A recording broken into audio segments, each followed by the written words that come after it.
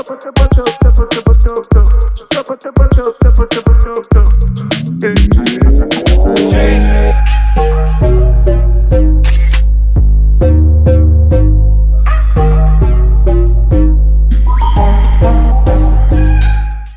is up, everybody? Welcome back to another episode of Just Jay the podcast. This week, first of all, I wanted to say happy 4th of July, but America's not very independent right now. So I celebrated Juneteenth part 2.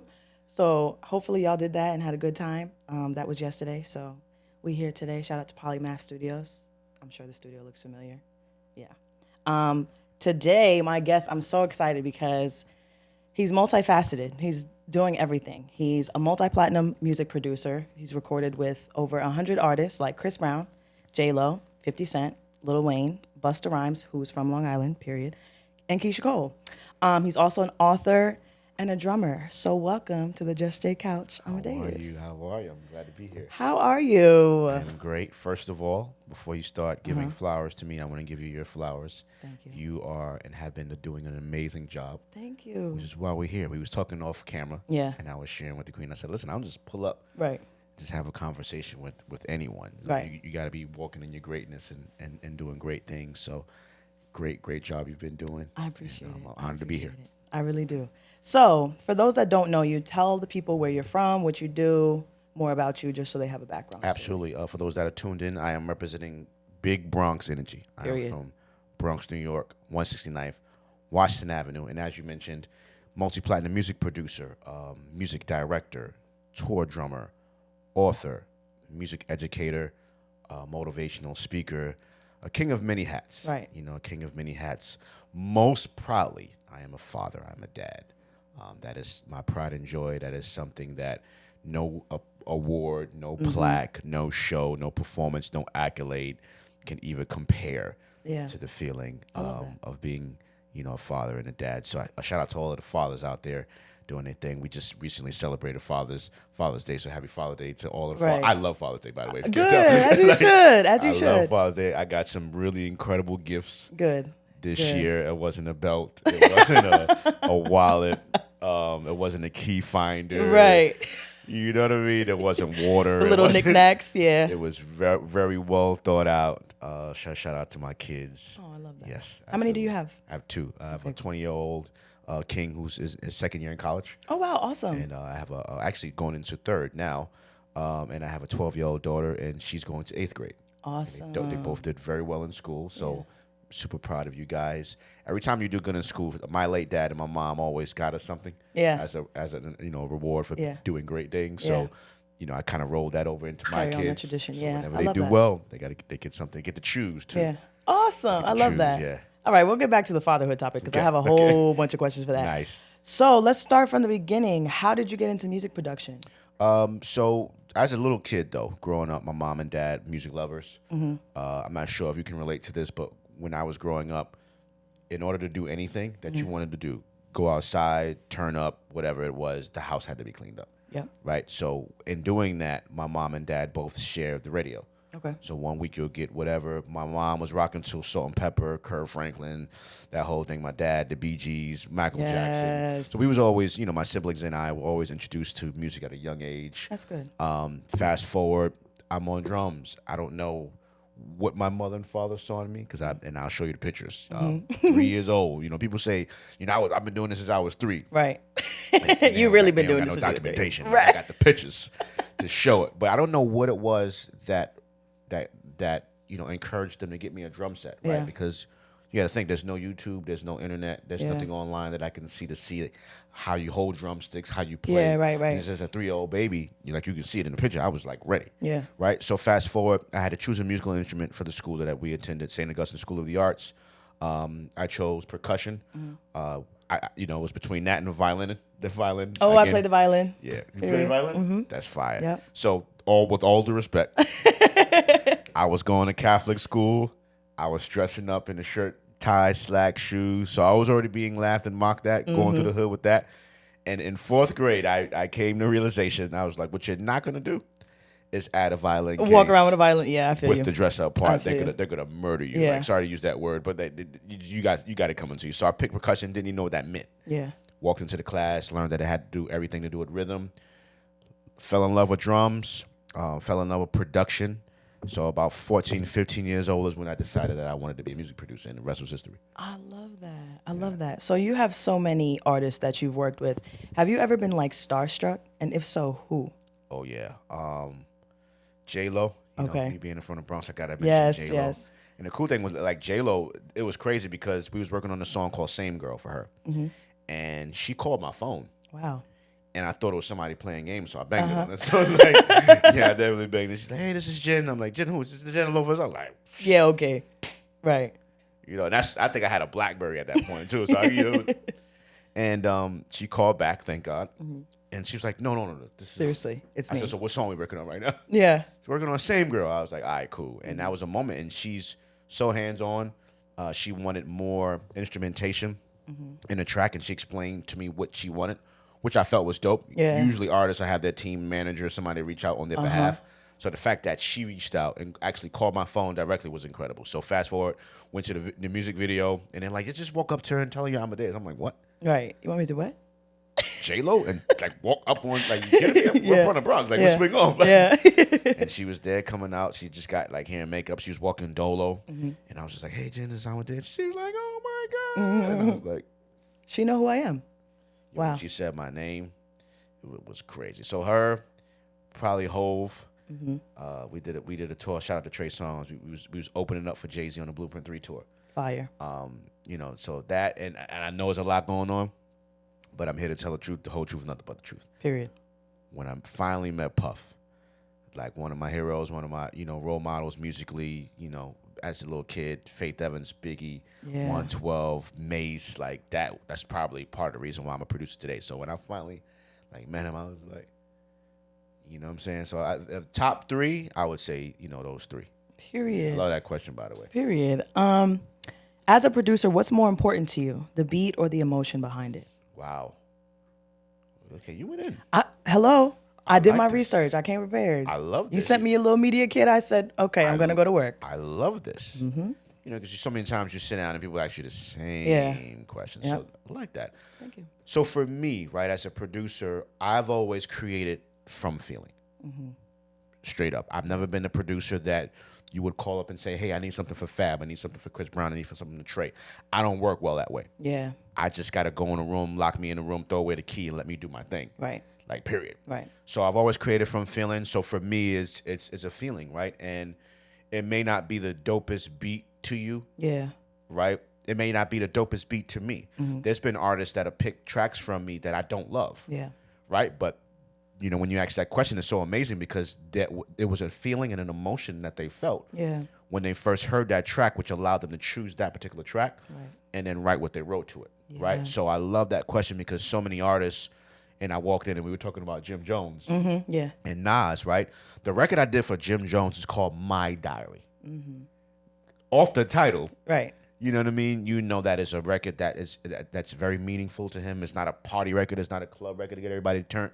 It's something that you would have to really sit down and listen to hear whatever the story is, you know, that he's telling. Yeah. So I've been an emotional creator all my life. Still am to this day. I never chased charts. Never chased a sound or a vibe. It's just whatever I'm feeling this day is what I'm going to create.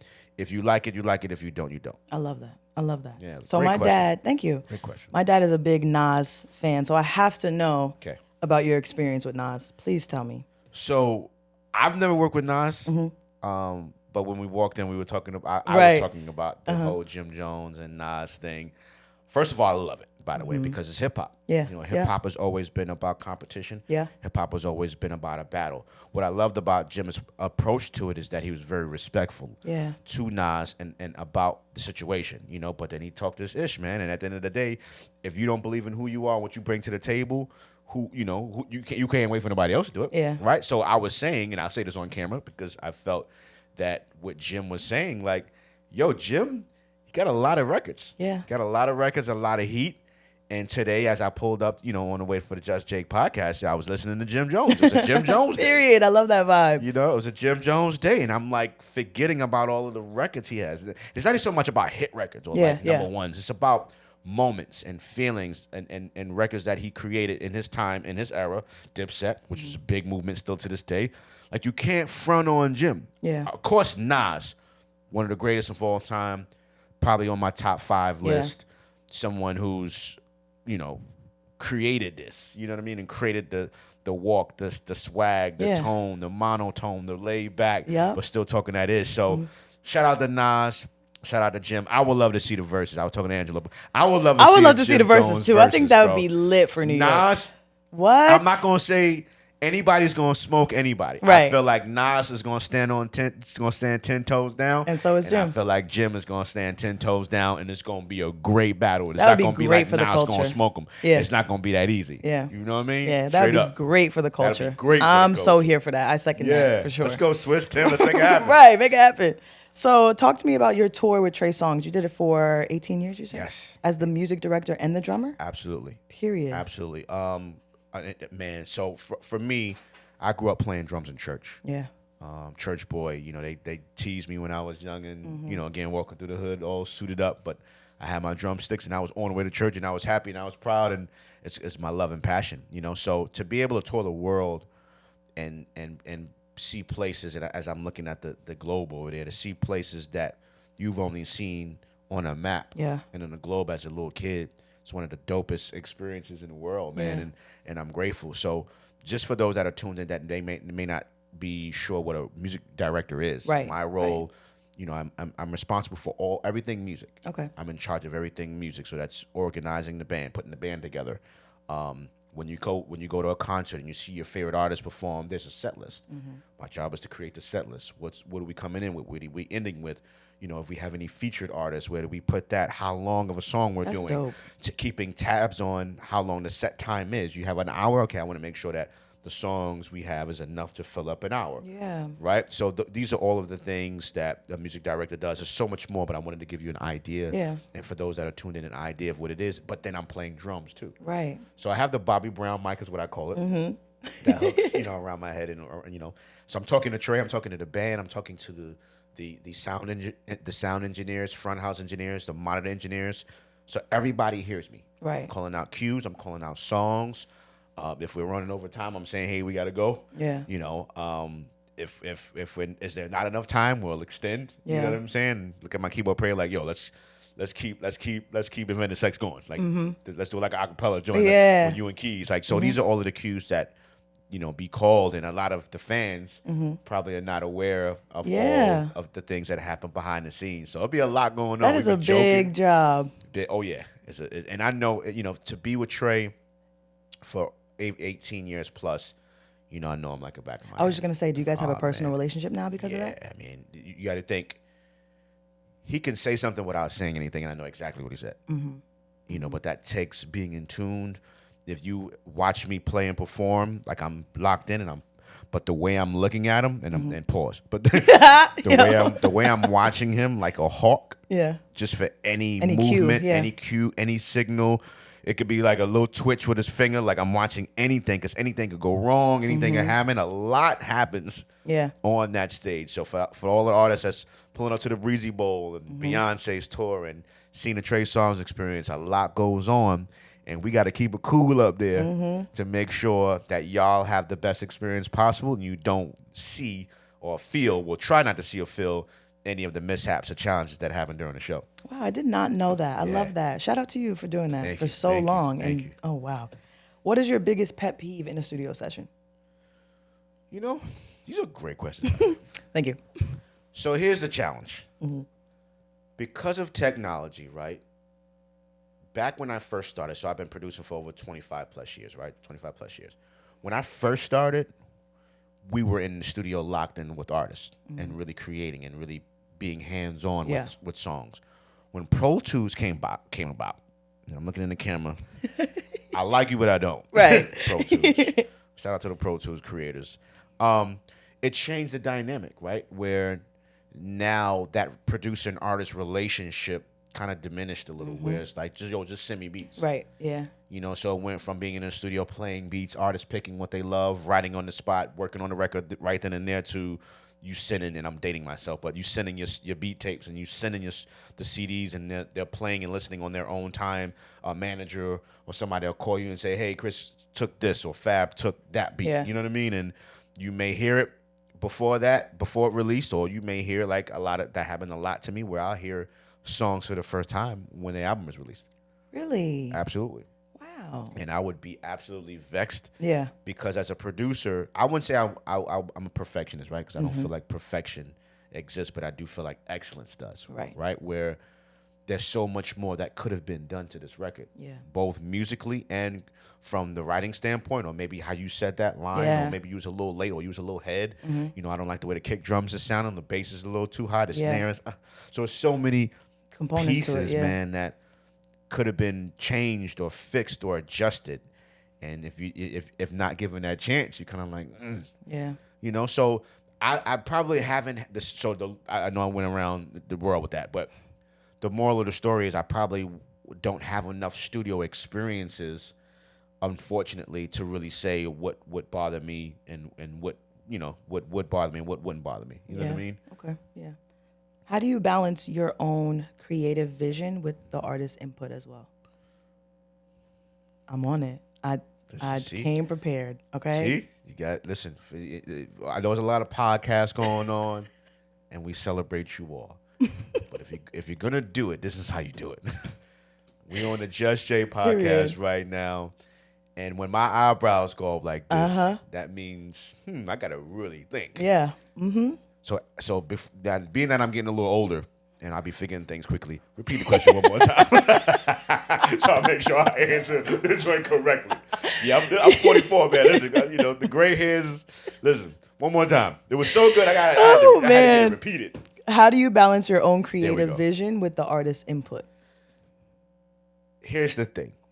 My opinion, of course. It's not about me. Right? And not to diminish what I bring to the table, or Right. not to minimize, you know, or turn out my light, but it's like you're working with and for the artist. True. At the end of the day, this is going to be your song, right? You know, when I'm on, that's from a producer standpoint, from a music director standpoint, working with Trey Songz, this is his show, right? So I can have all of the ideas, all of the segues, the melodies, and everything in my head of what I see and what I envision. But when I share that with you, you're the artist. You're cutting the check. This is your song.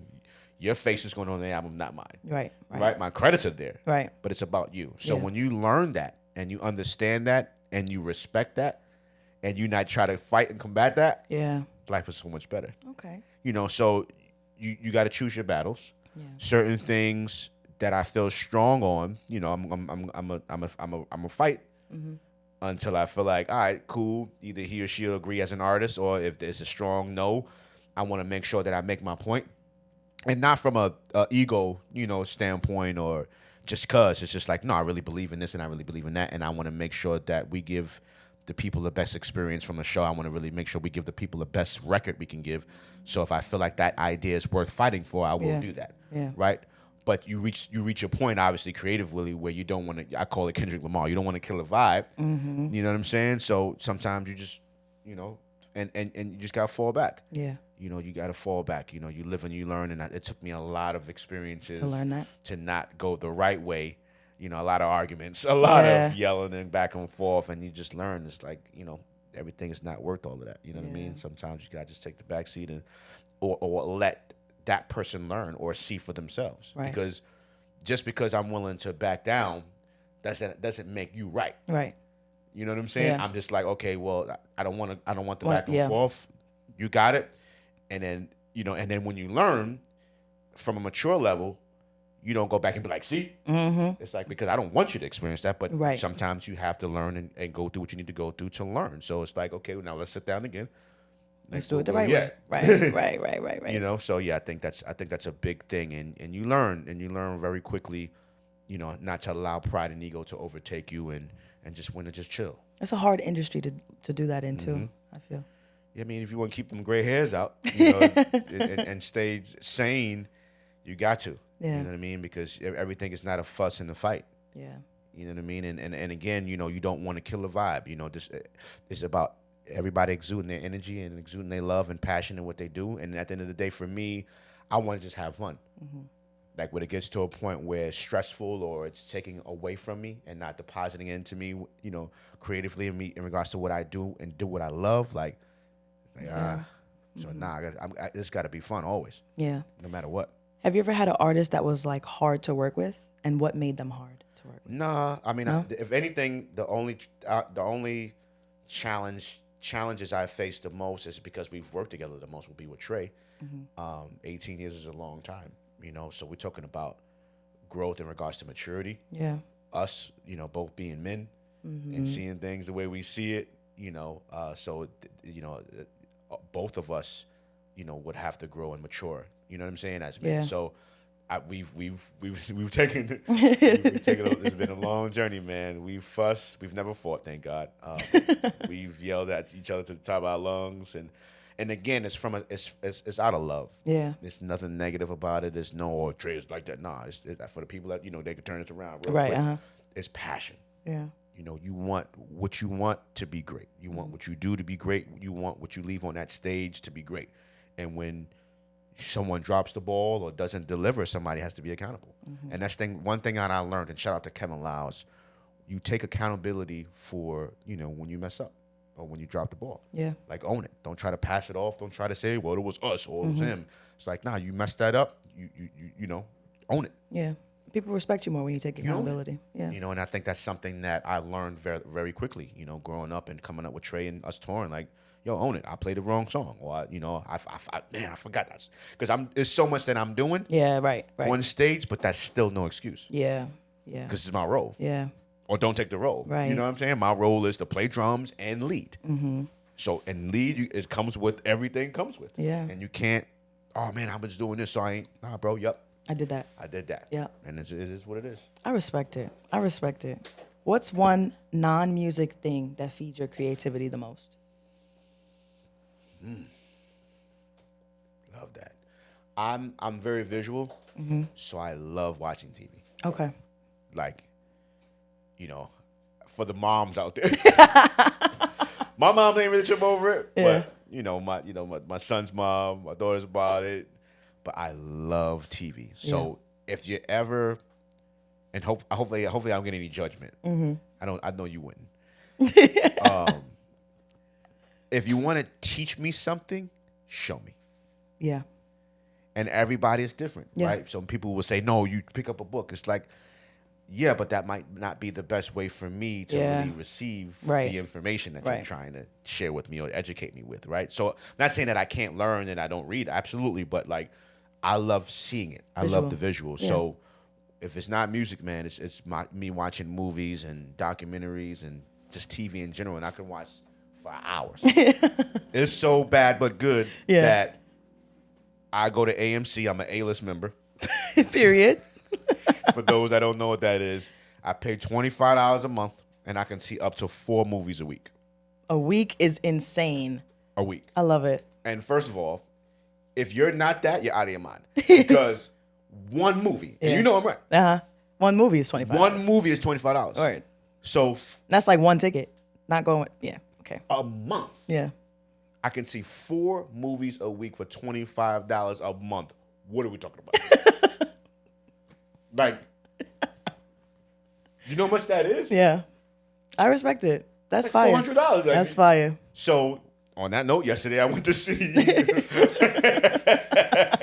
4th of July. I had to, where we live at, I had to move out my vehicle. There was no parking from 6 a.m. to 3 p.m. because of the parade. And I didn't have anything to do and nowhere to go. What'd you see? And I went to see F1. Period. How was IMAX. Fire. Oh, yeah. It includes AMC. Y'all better come here and check. And it includes Dolby and it includes IMAX. So you can see IMAX, regular, laser, Dolby. Wow. All the amenities. That counts everything. Wow. Fellas, I'm trying to help you. It's the greatest date of all. It's the greatest day of all time. I can take you to see 4 movies a week. You ain't got to pay nothing. How you doing it. Right. Let's still think you're spending $100. It's exactly. fine. But yeah, AMC, holla at your boy. Genius. I love it. Yeah. Get him right, please. So I'm glad you brought up TV because Pix 11 News. What? Yeah. Can we talk about that experience? How did that happen? What? So they in my borough is a Bronx ball, right? My brother Angelo was there. He actually shot and covered This the guy? recap Oh, I was about to of say this guy. of me receiving my Bronx Walk of Fame, my street sign. And so they were inducting the 2025 recipients this year, and they every year is a Bronx Ball. So at the Bronx Ball, which I attended,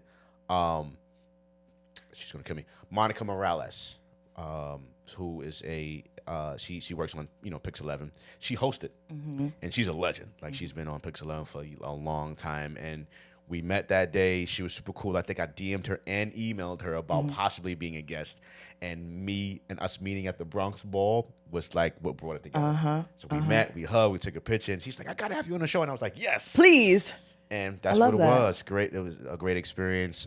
Thank you. That was a dream, actually, on my bucket list too. Wow. To actually go to the studios and film at Pix 11. So that was a great thing. And the same day it aired, I was in Fox 5 Vegas. Awesome. For a show called More out there, and it both aired on the same day. Wow. Which is absolutely crazy. I was moment. on a plane. I couldn't even see it. I was on a right. plane. Like, I did that. I'm on TV twice right now, and I can't even see it. But right now. I'm flying home right now. So yeah, it's always a blessing to be able to, even being here on the Just Jay podcast, to share your story. Yeah. And to speak, and share your journey and be encouraging to those that are tuned in. So I love, doing this. I love the opportunity to share and be a blessing.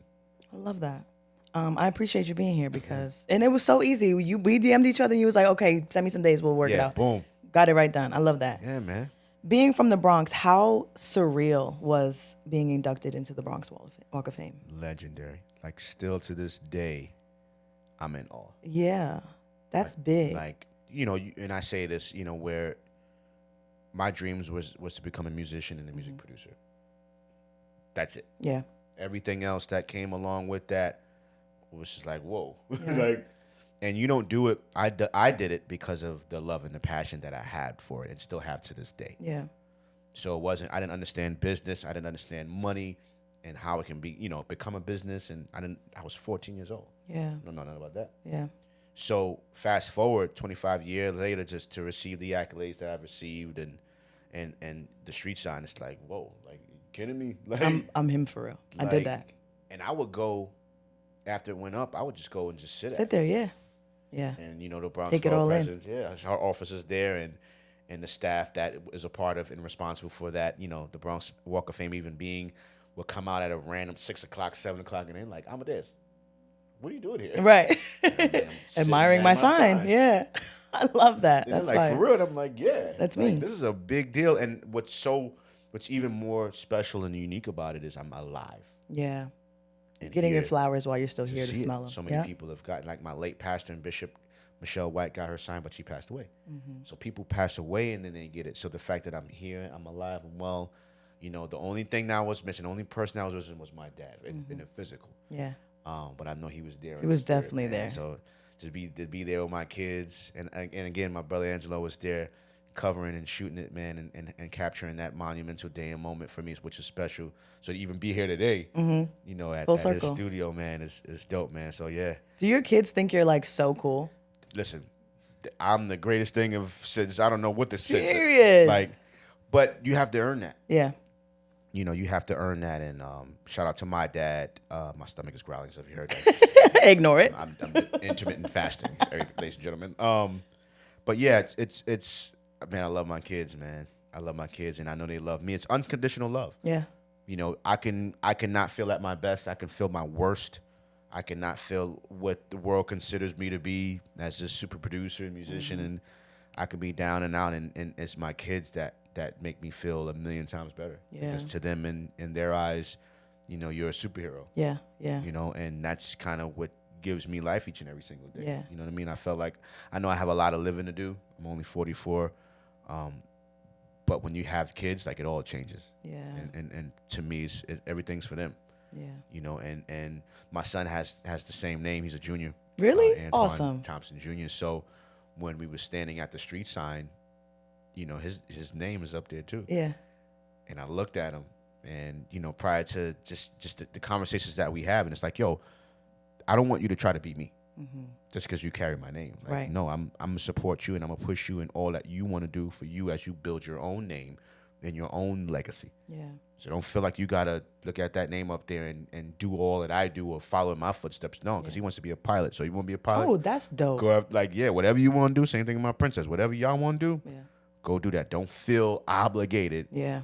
And you have to do music Yeah. because of who your father is. You know what I mean? And I feel like that's a big thing for parents, man. Like, you got to push your kids. Yeah. You got to push your kids even when you don't get it and you don't understand the vision that God gave them. And that's clearly what it is.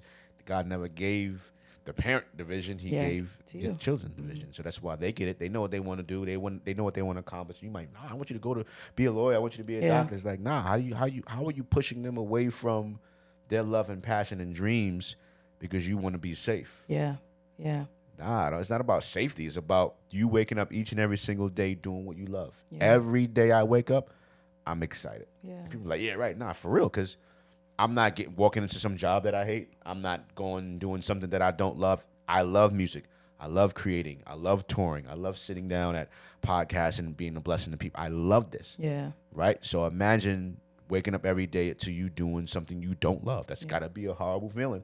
And so many people do that in the world. Every day, yeah. And so many people are miserable. And so many people exude that energy because they mad on the train, they mad on the bus, they mad in Uber, they mad because you're not doing what you love. You went the safe way. Yeah. You're living a life that someone else pushed you to live. Yeah. Your mom wanted you to be a teacher. That's why you're a teacher. Right. And you can see that you don't have the love and passion. I can see it in your eyes, looking at a person that doesn't have the love and passion. Yeah. So I feel like that's a very important thing, man. So shout out to my babies, man. My son is towering over me now. He's like, Angelo's saying he's way taller than me. He's like, he has a date tonight. Oh, period. Good for him. He's borrowing the car. Oh, I love it. As he should. I hope he has a great time. You know what I mean? And I think that's dope. Why not? Like, right. my blessings are y'all blessings. Right. You know what yeah. I'm saying? I love the whole fatherhood conversation because I talk about this a lot on the show, but I'm a daddy's girl, through and through. And me and my dad always say that we're kind of each other's soulmates in a parent-daughter type of way. I love that. So I agree with you when it comes to your parents have to be your biggest supporter in whatever you want to do. Because even when it came to me creating the podcast, it was just an idea that I just told my dad about, and he was like, okay, I don't know nothing about that, but sure, what you want me to do? You want my credit card? Here, order some supplies, dude.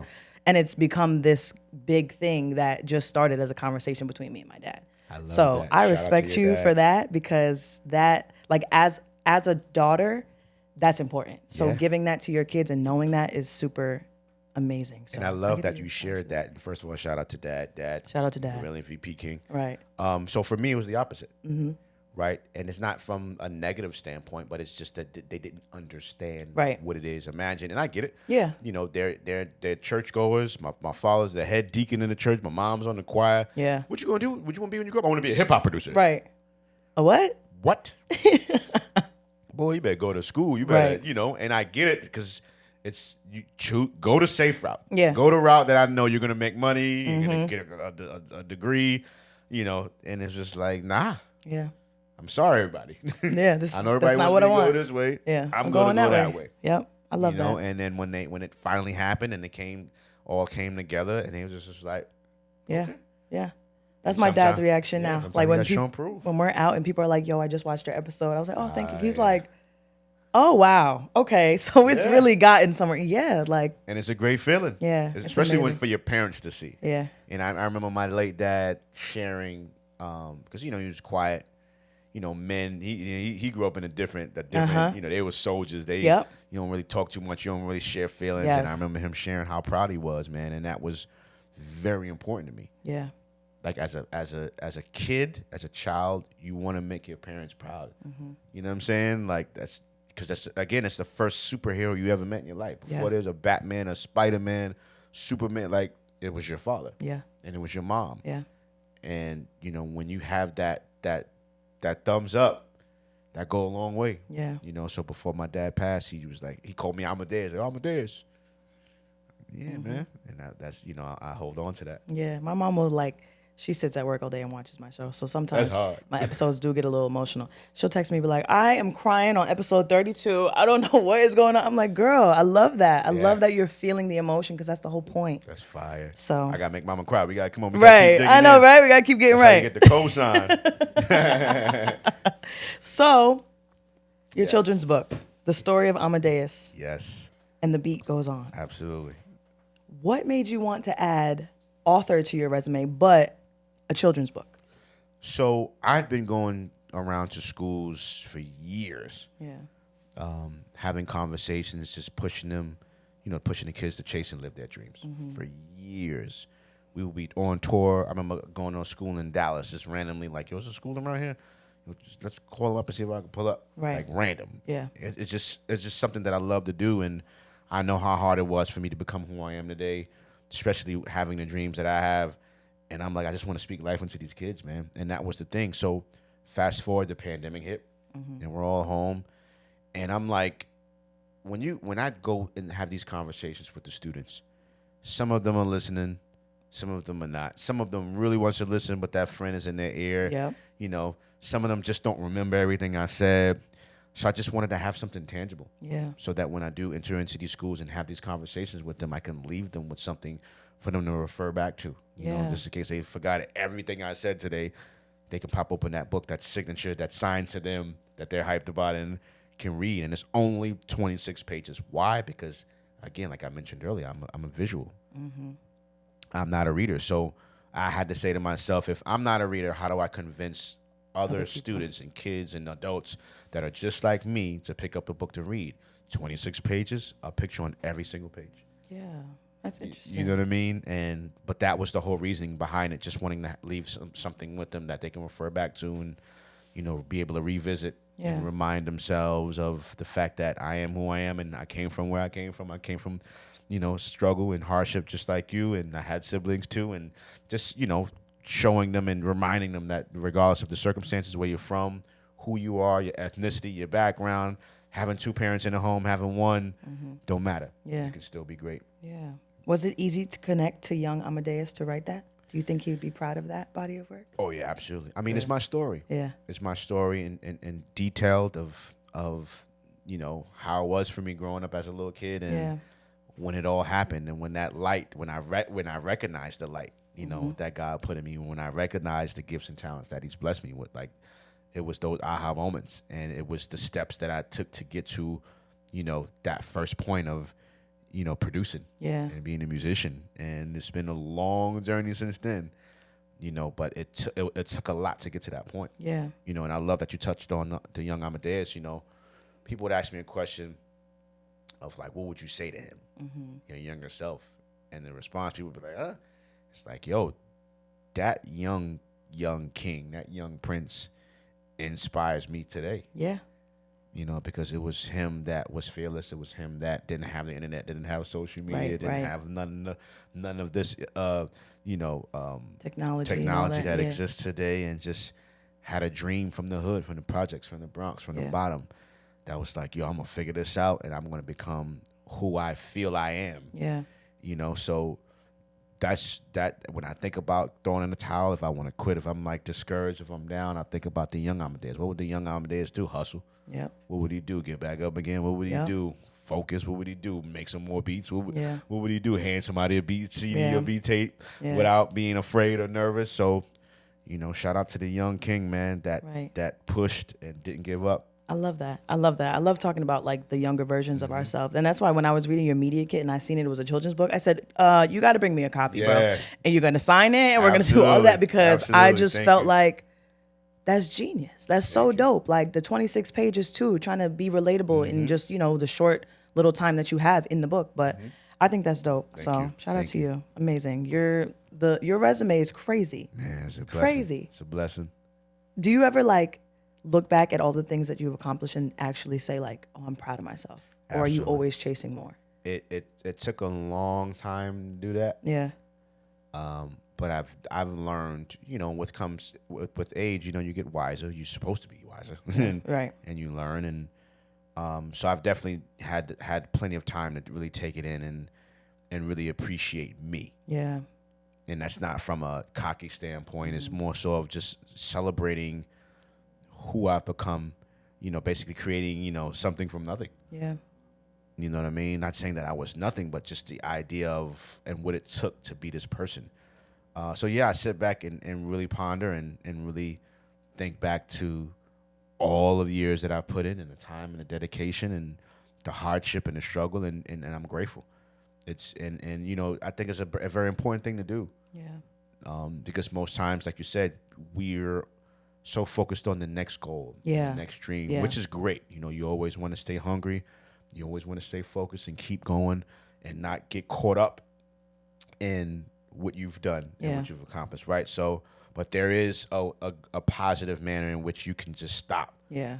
and just smell the flowers and really reflect on how far you've come and what you've done and what you've accomplished and really take it in, because sometimes you need that to be doing this for as long as I've been doing it for. There's days where you're like, do I still got it?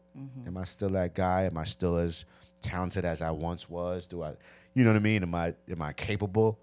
And sometimes you reflect, then you have to look at accolades and look at and listen to records and watch shows and be like, yeah, but you was doing that, bro. Like, Yeah. So yes, it's a very important thing. So I encourage all of the viewers that are tuned in, stop, smell the roses, Yeah. smell the flowers. You know what I mean? While you can. Yeah. Yeah. I agree. You have a doctorate in music, business, and entrepreneurship. Crazy. As a nerd, I have to bring this up. I have to talk about this. How old were you when you got this? So this happened, I want to say, was it 2 years ago? Is it 2 years ago? Honorary doctorate. Oh. Shout out to Harvest Christian University. They're based in Dallas.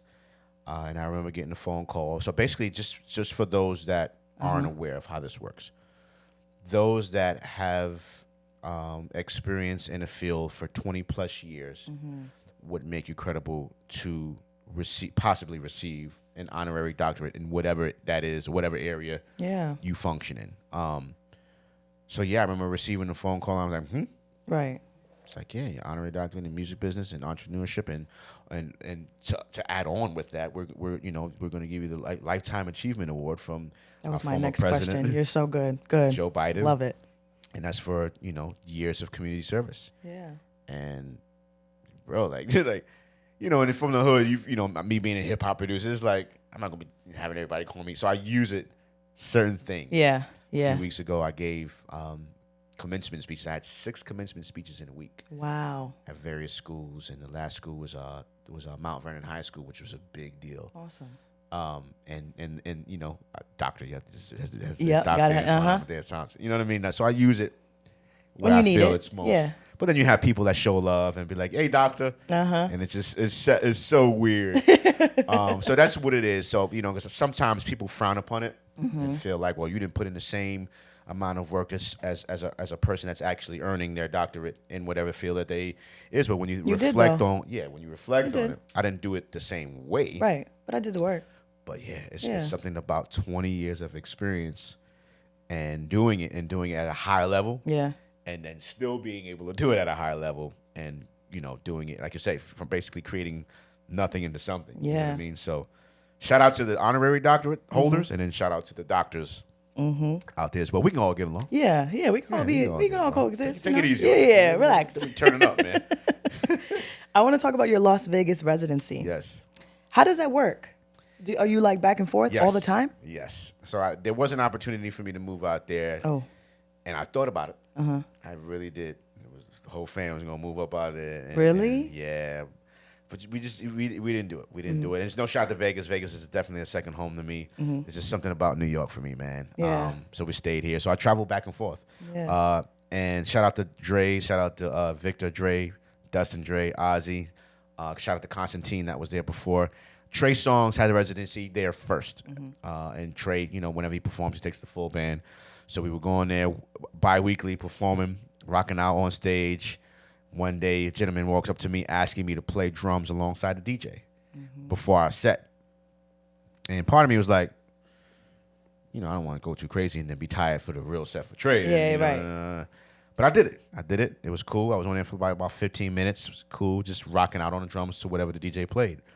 Played the show with Trey, killed it. Trey's manager, shout out to George. Trey's manager at the time came up to me and was like, yo, you know who that was? was like, nah. He's like, yo, that was Victor Drai. And I was like, Victor Drai.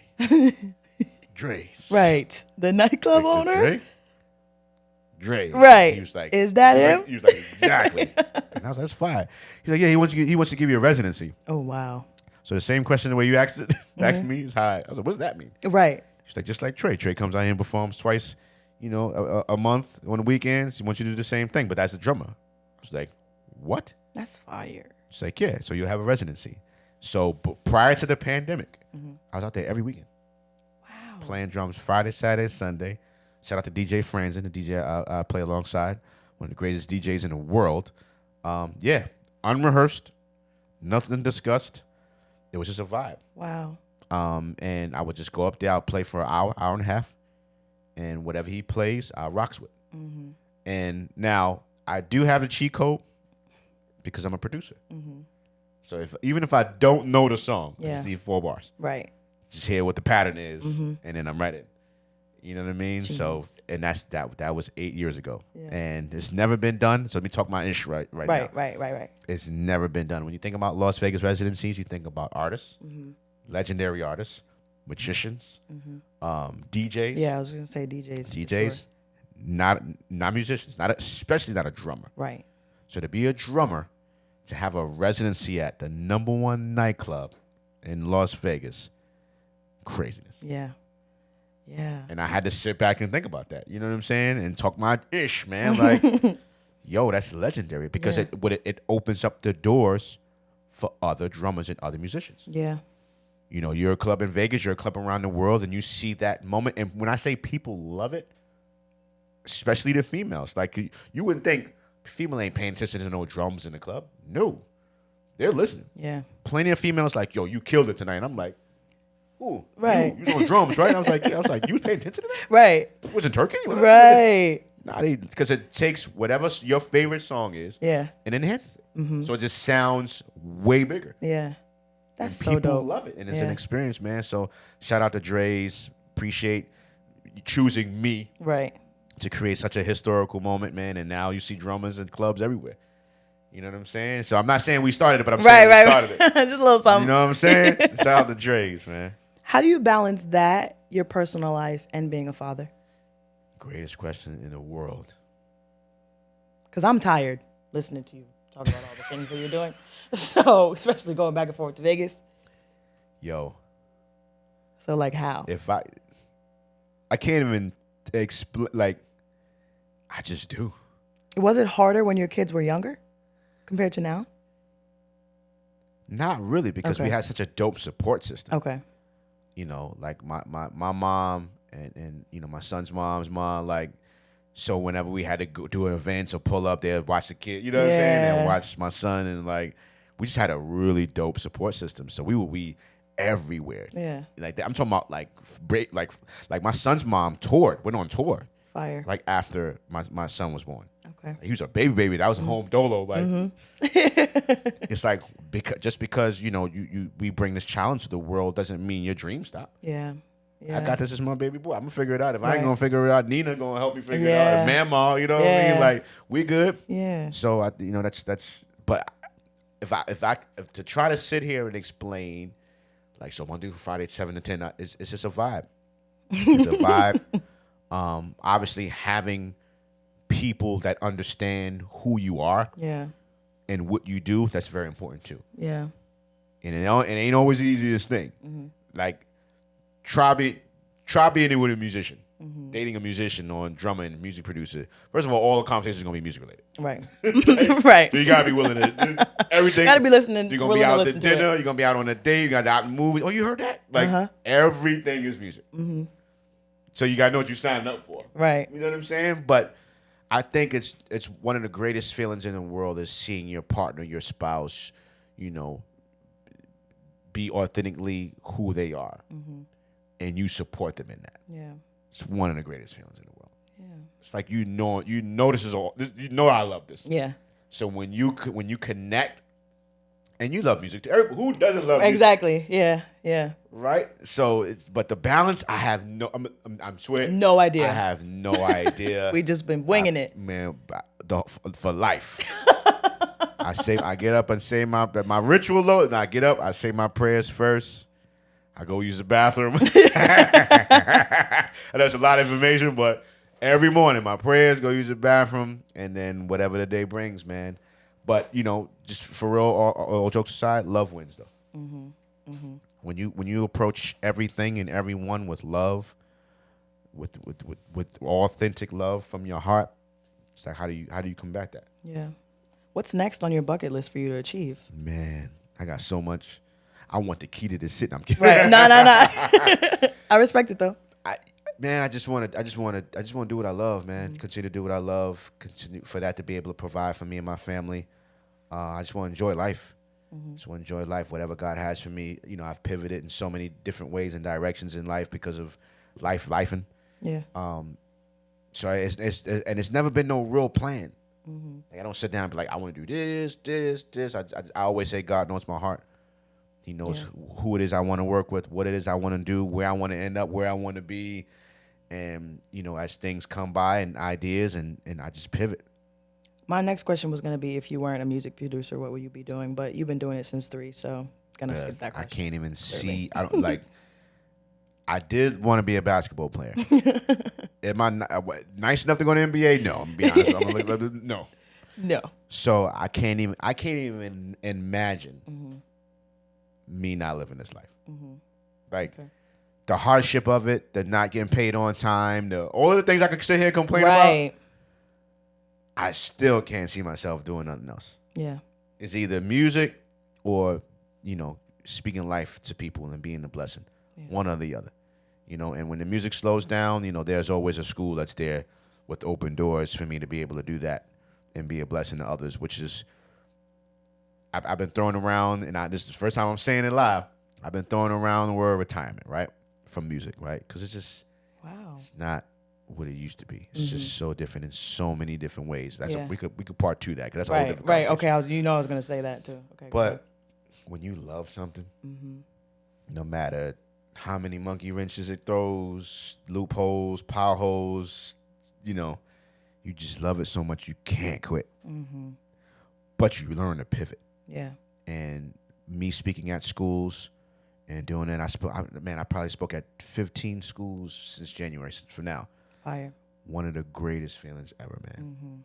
Them kids, when you walk in that room, and the love and the genuineness and the appreciation for you being there, having the conversations about their dreams. Yeah.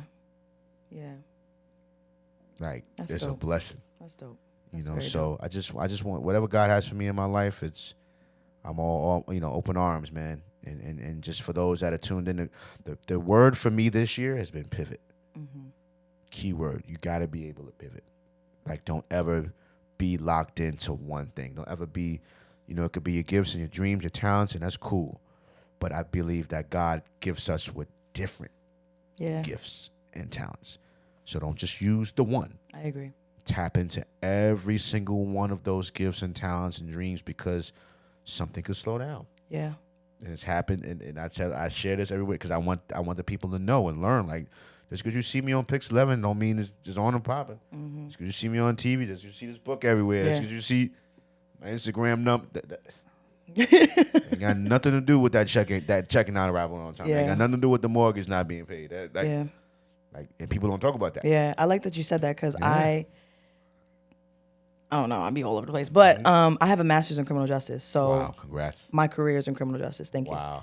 And I was just telling Angela the other day, I was like, people be forgetting I have a whole career that I do outside of this. Wow, and then I'm on a podcast. No idea. You see, so that's like fire. A lot of my friends be like, how do you even like go from like the corporate criminal justice world to this? And I'm like, honestly, like I enjoy both. Yeah. Both fulfill me. So I have to be doing both for it to work, Proud of you, man. Thank You're you. living that dream. I really am. And it's like, and keep it going. Yeah. So, and I get a lot of inspiration from my career with what I see on a day-to-day basis in that experience for this, and vice versa. So it's just like, I enjoy both. So I agree with what you're saying. Where you gotta, and God is going to continue to bless you, right?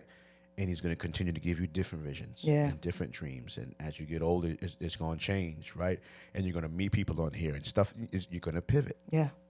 Yeah. You're going to pivot, you know what I mean? And then you would have to make the decisions of, do I do it all? Yeah. Or do I remove that? Right. Right. I'm saying do it all. Yeah. Yeah. To accept the challenge, do it all. Yup, I'm going to keep producing. Yup, I'm going to keep touring Trey. Yup, I'm going to keep at Dre's. Yup, I'm going to keep at schools because something could slow down. Something can go. I always say it's like a plate of food. Yeah. You know, if you came home, your dad cooked a meal because you did a great podcast show today. It's like, you know, he going to sit that plate on the table. You leave it there for 10 minutes, it's going to be cold. Yeah. It's not going to be the same when he first brought the plate out. Yeah. And that's like at everyone's career. Yeah. No matter how popping you are, you're not going to stay number one. Yeah. So if you learn to pivot and put eggs in different baskets, if you have a dry season in that, come over here. If those two was just, you know, ice cold, Go over come there. back here. Yeah. And just keep everything going. Yeah. You know what I'm saying? And I learned that, and I learned that the hard way. Don't get caught up when you're popping. Yeah. Right. Don't get crazy. Always be humble. Always continue to work hard. You know, because just like that plate of food, you're gonna cool. I don't care who you are.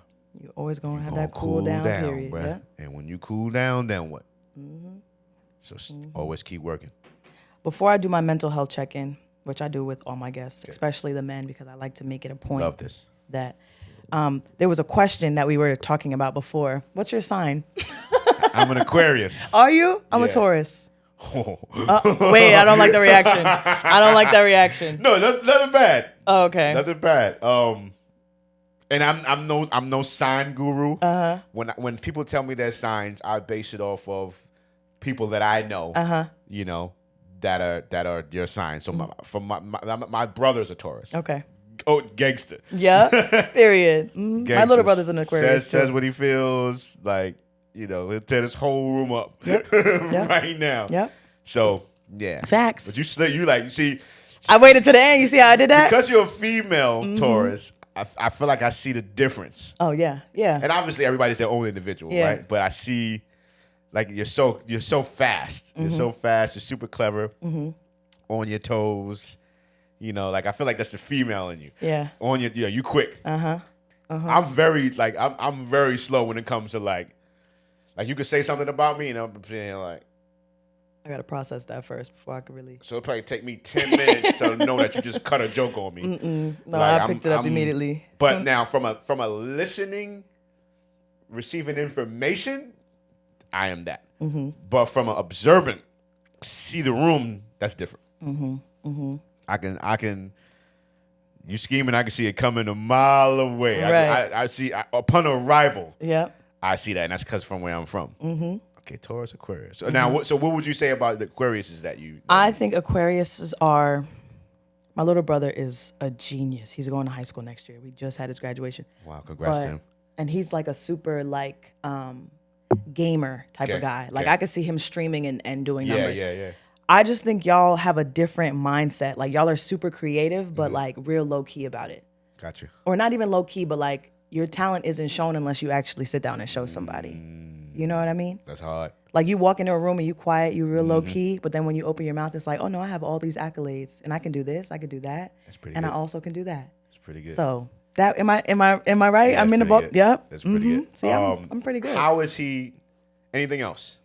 Anything from an emotional standpoint? Emotional standpoint, I would say he's very reserved. He's very to himself. But if he has something to tell you, he's gonna tell you. Okay. Yeah, Okay. and he's very blunt. You're not gonna get a sugar-coated, cookie-cutter type of answer. Okay. So you might get your feelings hurt. Okay. Beware. Okay. And when's his birthday exactly? January 27th. Wow. Mine's 30th. Really? Yeah. What? That's crazy. When's your birthday? April 27th.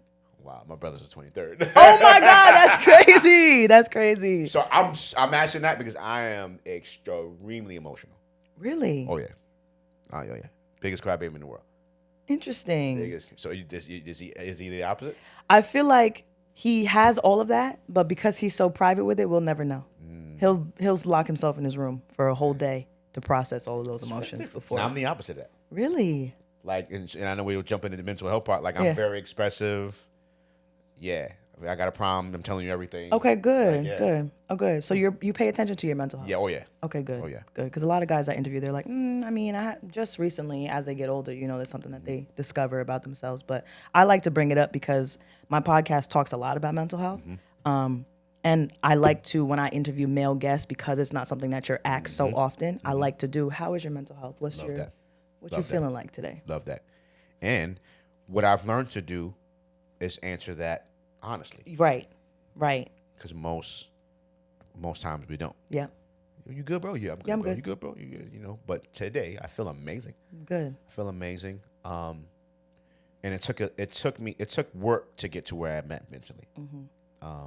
I've been working with a therapist. Last year I was working with a therapist. It's a program, therapy for Black men. Fire. Amazing. Do you enjoy therapy? Oh man, Me too. it was really dope. Me too.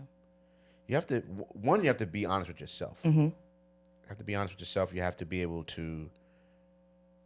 I think that's the key: being honest and listening and sharing what you need to share, but then listening to. Being open to that kind of, what's not being said criticism, but Yeah. just, the dialogue. Yeah. Sometimes you don't know about you, or you don't know how you do things and how you come off. Yeah. So you learn all those different things. It's like, oh snap. Yeah. So I learned a lot, and I had a female therapist, incredible, Black queen, incredible, gangster. Told me exactly what I needed to do in here. And I think the most valuable thing that I've learned to do, and it's so important, is to be able to control how you feel. Yeah. And when it sounds so simple, But it's so hard. but man, when you learn to do that, and I'll give an example. I learned, and I shared it with you and Angelo, that my dad's cemetery is a few minutes from here. And no idea. Went to the barbershop, and I was just like, I should go. Now, I'm not, just to be honest, I'm not big on the cemetery thing. Okay. I was talking to my mom recently about that. Like, people, I'll talk to him. He's with me. I feel you. Yeah. But I was like, pay a little visit. So I went there first, and then I put in the directions to come here, and it said 6 minutes, and I was just like, wow. Yeah. And when I say 2 turns, right, and you're here, and we here, I was like, wow. And when I walked away from his plaque, I was like, how are you gonna feel now? Because you have a podcast interview to do. Like, where are you? And I felt pretty good. And I didn't feel down. I didn't feel any way. I didn't feel like I would mess up in any way here. And I stood there and I wiped down the car. I don't know what made me do that, but I wiped down the car. And a lady and a family arrived. And she was like, oh, wow, that's beautiful. And I said, oh, thank you. And she was like, yeah, I'm visiting my daughter, and she loves race cars. And she was like, I would love to hear like the roar. I would love her to hear the roar. So I turned on the car, and he goes, oh, you turn it on, right? And I got and stuck my foot in and gave 2-3 revs, and the family just lit up. And she was like, "Oh no, I love that." So when you think about things, and I always say everything has a purpose. Yep. I was there to see Dad in that moment, but my stomach is growling too, y'all. Please ignore it. Jesus Christ. Sorry. Intermittent fasting. But it was about that moment. Yeah. Right? And that's why, and so you was probably wondering why I texted you asking me what time he was going to arrive. Yes. Because I was done early in the barbershop, and I was like, maybe I should go there first just in case they need me earlier, get prepared, whatever. And then when you told me he was going to arrive at 2, I was like, well, maybe I got time to arrive, go to the cemetery, see my dad. Yeah. And then when I learned it was 6 minutes, I was like, look at that. Yeah. But the point I'm making is just being able to have control over your emotions. Yeah. Not saying that I like, if I need to cry, I'm going to cry. Right. Not saying in that manner. Yeah. But just having control, especially when your ego and pride. Men. Somebody say something crazy. Are you ready to? Let me think about it. He said that to me. Let me think about why he said that to me. Right. Let me think Where about did that stem from? How did he possibly feel? So just thinking and just taking a minute to pause. I forgot she gave me a pause. It's a pause thing. Yeah. When you pause, and this is steps. Yeah. I forgot the steps, but I'm walking in. I'm learning. I'm in it. I'm in it. Right. But yeah, man, just having control of your emotions is a very powerful thing. So for the fellas, just therapy's okay, man. It don't make you soft. Right. It makes you soft to not be. To me, it makes you soft to not be in tune to your emotions. Yeah. To me, it makes you soft. Super pause. It makes you soft to always be hard and not allow yourself that breakthrough. Yeah. And allowing yourself to carry that burden that you carry on a daily basis that doesn't even allow you to be who you need to be for yourself and for others. Right. I agree. You know what I'm saying? Yeah. So when you tap into yourself, man, and talk about them things that's hard, yeah, you feel a million times better. You feel a lot lighter. instead of carrying all that weight that you carry on a day-to-day basis. True. How do you avoid being burnt out and staying motivated with little downtime? Man, I'm such a hard worker. But I've learned to listen to my body. And self-care is a very important thing. You know, I've been really serious about the gym for like the last 2 years.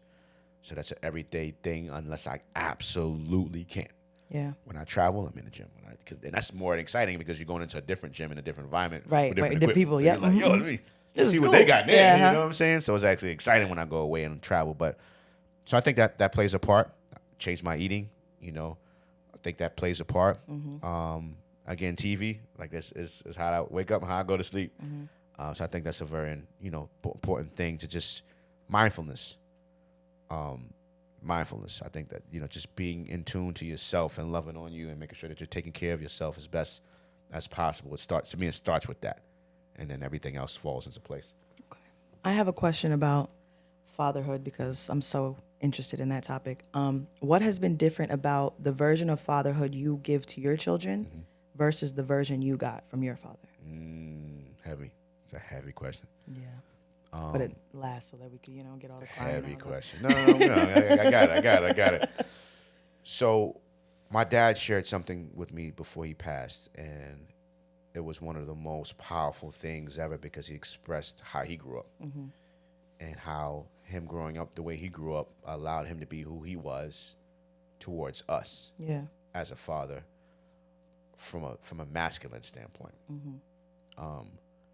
Heavy. So to hear him say, and he said a lot more, and I'll leave that between him and I. It just made a lot of sense. Yeah. So I'm grateful that he shared it with me because you don't know why people are the way they are, why they do things. And to be clear, my father was an amazing man, provider, protector. But when it came to emotions and expression, it just wasn't his thing. And like I said, he shared so many different things to me that I'm grateful to be able to hear. Because it puts my heart at ease, if that makes sense. Right, yeah. It's like, okay, I thought you didn't. Right. Or I thought you wasn't really. I didn't know that that's what was happening behind the scenes. Yeah. So it puts things into perspective, and it answers questions that you may have had, that I've had, answered those questions. Right, so it brought a sense of peace to a certain extent because it removed what I possibly thought it was. Yeah, right. You know what I'm saying? So it's a blessing. So when we fast forward to me having my son, all over him, like he's 20 years old, standing on me tomorrow, Dad. Like he's borrowing the car tonight. But that's my baby boy. Yeah. And the amount of love and expression that I have towards him is like no other. Yeah. Kiss him still to this day. Everywhere. Yeah. Like, and we got our dap, our pound that we do, and I hug him and I kiss him and I tell him I love him. Every time I finish, we hang up, I tell him I love him. Via text, I tell him I love him because that was a thing that was frowned upon. Yeah. Yeah. So I want to make sure that he feels that love. And I felt amazing love from my dad, just not from that sense. Of course, he hugged me and kissed me. But when you get older, it's like, all right, I got to make sure you. Yeah.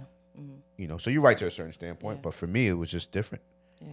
And it's like it doesn't, my son has seen me cry plenty of times. My son, I remember he was about 4 or 5. And don't ever watch this movie. Shout out to Will Smith. The Pursuit of Happiness? Hey, yo. I'm talking about on the floor, like... Yo. I was out of this world crying. So my son came downstairs and was like... What's good? What's going on? The movie.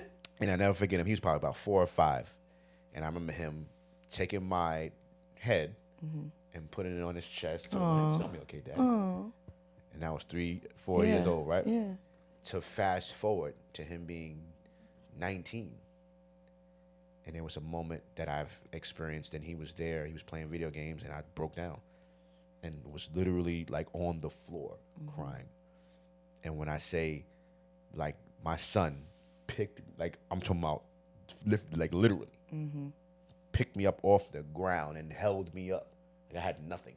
And I was just like crying, and he picked me up and with a different voice. Yeah, your dad, it's gonna be all right, Dad. Right. It's gonna be everything gonna be good.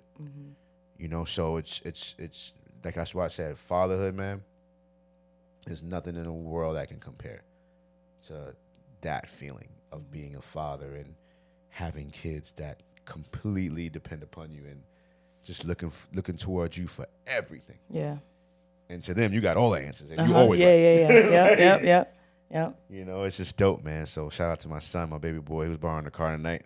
Are you stressing about it? No. Oh, okay. He's a good driver. Right. Okay. He's a great driver. I told him, I said, you know, we're having a meeting before you leave. Right. Exactly. You got to go over all the. It's a different vehicle. He's driven his dad's other vehicles, but this is a different vehicle. You've seen it. Yeah.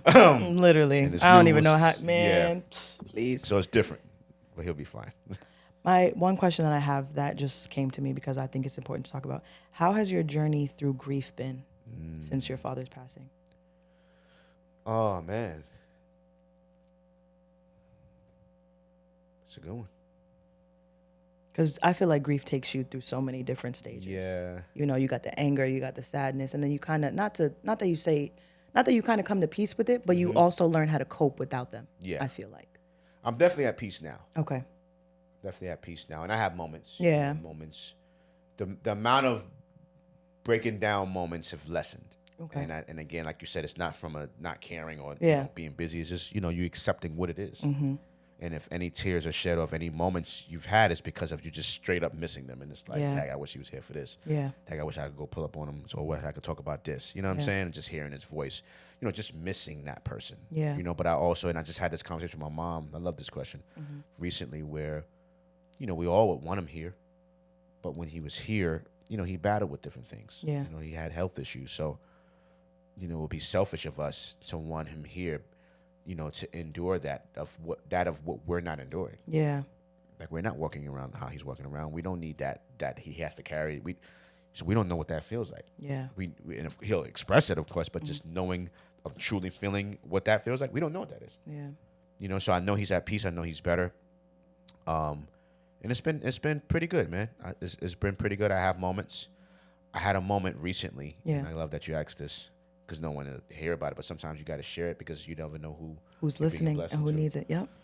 I got invited to a banquet for Exalt Youth, being at Pix 11. The young lady that spoke, Dr. Giselle, we met on the spot, and she invited me to be her guest. And it was phenomenal. And this was down in their World Trade Center. Oh, fire. Wall Street. My dad worked on Wall Street when we was younger. And, we used to brag about that. Yeah, my father worked on Wall Street. You know what I'm saying? Like black man down in the Bank of Fire. And then he also worked down at World Trade Center. And I remember him literally walking home from World Trade to the Bronx when the towers collapsed. Oh, yeah. So it was a 2-for-1 deal. And, it's really nice. I don't know if have you been down there yet. It's beautiful. Yeah. I got down there. I almost got on a train to go back home, and I realized where I was at. I was like, I want to see how beautiful this is. Walked around. Your boy was finished. I cried my eyes out. Yeah. And it's been months since my last cry. And I sat there, and I embraced it. I embraced all of it, and I called my kids. And in that moment of me, like, and they was like, you're right there. And I just told them what it was. And they sat there, and they was uplifting, and it was just a moment where my dad used to work at Wall Street. He overcame the towers collapsing. He could have died then. Yeah. Yeah. But it was just a moment of being down there and seeing how beautiful things looked, and just memories and moments popping up my head when I was meet him downtown after work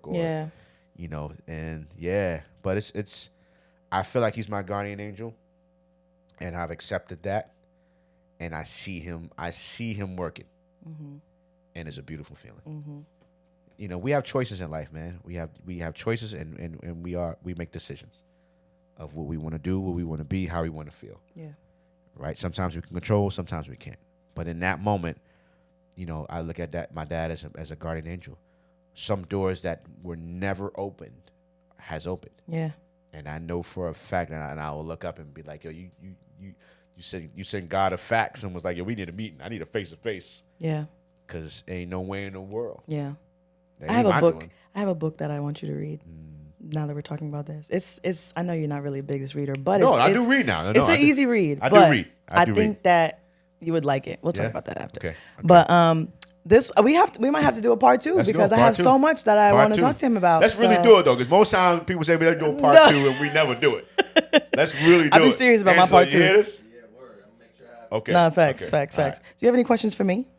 Nah, I just want to say thank you. Okay, period. What was your favorite part of the interview? So many. Okay, period. That means I like did my job. I Okay. so many. I love the last question about handling grief. I loved the younger self part. Yeah, it was a lot.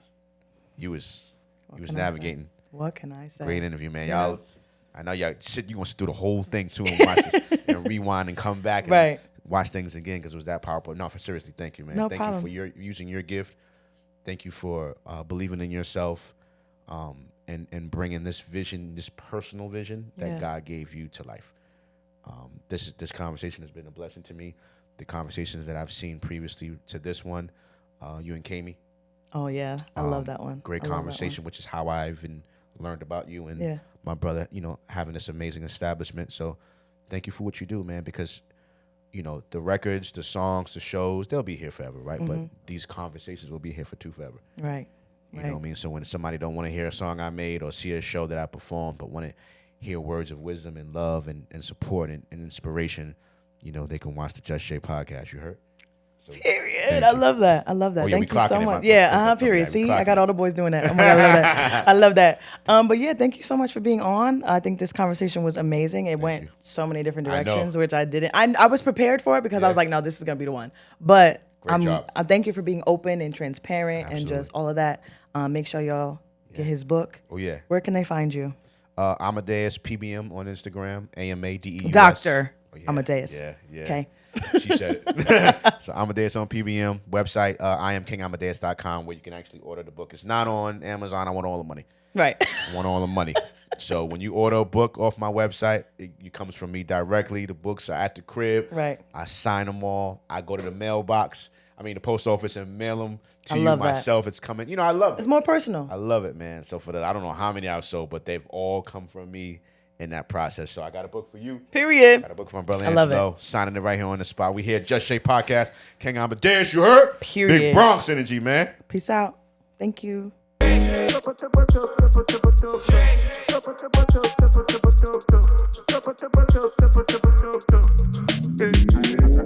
Change.